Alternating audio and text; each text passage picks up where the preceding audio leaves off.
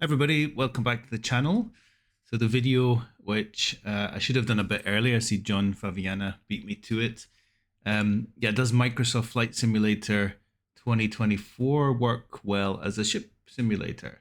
So I went off and paid the €17 against my Scottish nature, and got this payware, which is pretty nice. So it's a configurable pilot boat. You can see you've got a few liveries here, and yeah, I've already done a couple of tests, so let's just do this together. So I'm just off the coast of Miami here, which is one of the locations that was shown in the trailer video with all the AIS ships, as you can imagine, coming into Miami. So it loads nice and quick these days. And yeah, generally there's better physics for boats now, boats and ships. So they do some kind of modeling of how it floats by the looks of it. I'm just going to get my controller out. And we'll put in a bit of weather. So as you can see, the first problem is that it's still weather vanes into the wind. And again, that's because of the seaplane model. So let's give it like 16 knots. I won't bother too much about the rest of the stuff. So there we go. I've just got an Xbox controller to make control easy. And as you can see, the boats really react to the waves here, which is really cool. And it's not too bad at all. You can actually see that it's a bit jerky at times, and that means it's a relatively low resolution CFD model. Well, probably not full CFD, but it's probably breaking the waves up into voxels, and those, cubes, if you like, are affecting the hulls here. So I'm just going to power up. I don't think I've got any desktop audio on. As you see, if you look at John's video, basically this add-on is using an aeroplane noise, so it's not very good. I think if it had a nice throaty diesel, turbocharged diesel, you'd have like a nice, a bit more immersion. But yeah, so I'm just kind of picking up speed here. What's that? Airspeed 24 knots. I'm probably going into the wind here. You can see there's more wake effects here, which are just beginning to form. And I think the developer of this has kind of simulated 2 or 3 aircraft next to each other to get a wider kind of wake. The ship doesn't trim up, so it doesn't pitch up when you add the power, it doesn't plane as such. But as you can see, there's a big improvement here in terms of how the ship behaves. And if you put the wind up, like the developer says, not over 40 knots, but these things do go out in over 40 knots. Maybe not very often, but they're kind of built to withstand that. But it just crashes and basically dies. So you'll have the ship kind of respawning in above the water. But that's a pretty cool effect, I think you'll agree. It would help if I go in the harbor. So let's see. I've got full right rudder. So there is an interesting control scheme on this ship. So I would definitely be running aground here. It seems to have water jets in real life. Let's see if it crashes there. Oh, that's a bit hairy for my liking. If you go inside, you'll see that I'm controlling the rudder with the left and right joystick, and it does weather vane into the wind. So I've got full right on just now. But as far as I remember, it's this kind of control sticks here. So even if I go and throttle down to 0, I can. So that's our engine down to 0 more or less. And we'll go into reverse as well. I can control the ship with the joystick alone. So I can turn it. This is the equivalent of an IPS system on Volvo, which are basically these controllable thrusters. So I can turn the ship on the spot like it's got water jets. So it's quite cool, makes it easy for maneuvering. I can actually go forward and backwards with this as well, which is not so, it was realistic, but the engine revs stay at 0. Yeah. So let's just sail in here.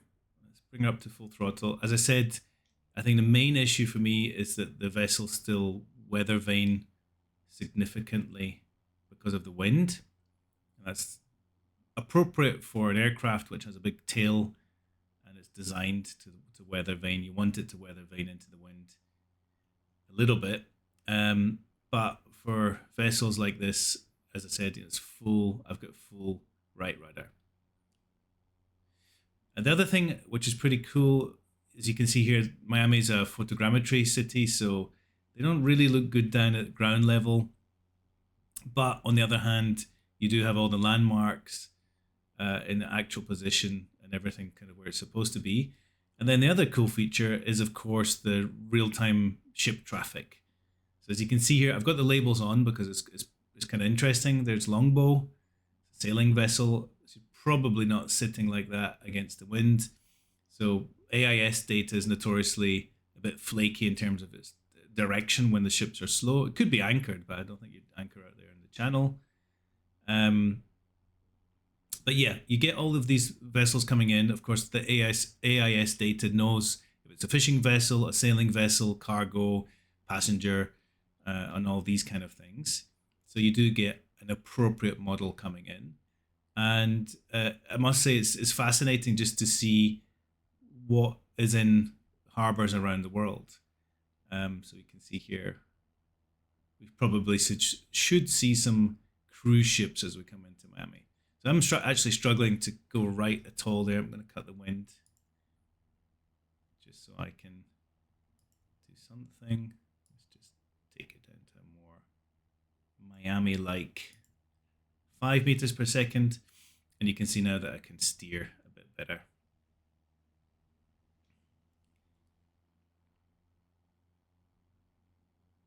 So I'll just slow her down and do another thing which I quite like, which is to go inside and walk around a bit. So definitely weather vaning here. Weather vaning. I'll just hit the reverse thruster so we can actually take it to 0. And you can see there we've got reverse thrust and she stops on the time.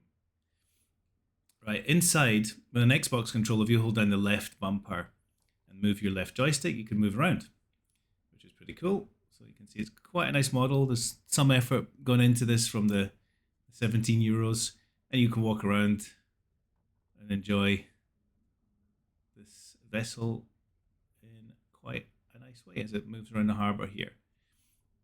It doesn't have any downstairs. There's a machinery space, of course, in real life, but and there are a few things in here. So there's a moving map, and there are buttons over here which I can't get to work, at least not in this cursor mode. I've tried a few things. Middle click the mouse button. None of these things work. But as you can see, pretty good. So the next test, that was Miami. And one thing I've noticed is that these the real-time traffic doesn't load in always. Sometimes you just see the name labels and you don't really get it as you'd expect. So let's go over to Aberdeen now. As you can see here, there are lots of dots out in the North Sea. And these are all rigs. So I've got another vessel in here. They're not categorized as vessels, so they don't show up in other as well. But this is from 2020. It's also a payware larger vessel, and let's just see what this looks like. So we've got here a few colors. I'm going to go with something which is like this. Caledonia, must be a Scottish one. And then I'm going to come in nice and close here. We can actually see these assets. Let's just, oh wow, that's cool. So let's just click here. Let's right click. Oh no, there we go.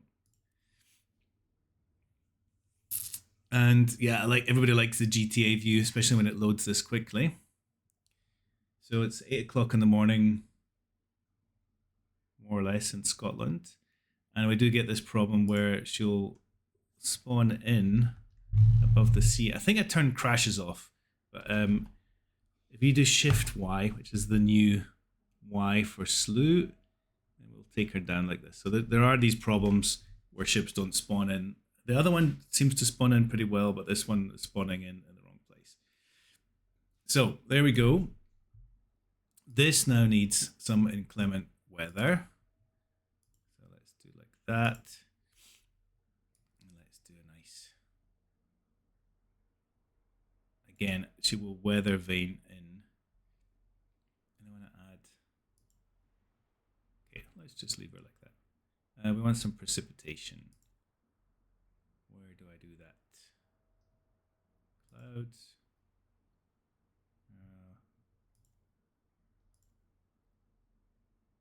Didn't really see where to see rain. Live weather is probably bad in Scotland. Let's see.